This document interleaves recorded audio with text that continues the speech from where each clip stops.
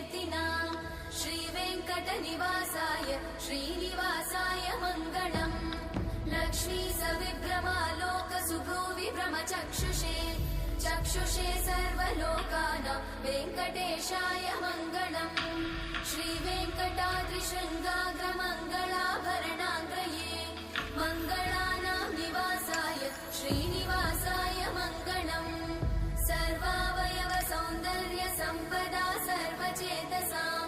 सदा सम्मोहनायास्तु वेङ्कटेशाय मङ्गलम् नित्याय निरवध्याय सत्यानन्दचिदात्मने सर्वान्तरात्मने श्रीमद् वेङ्कटेशाय मङ्गलम्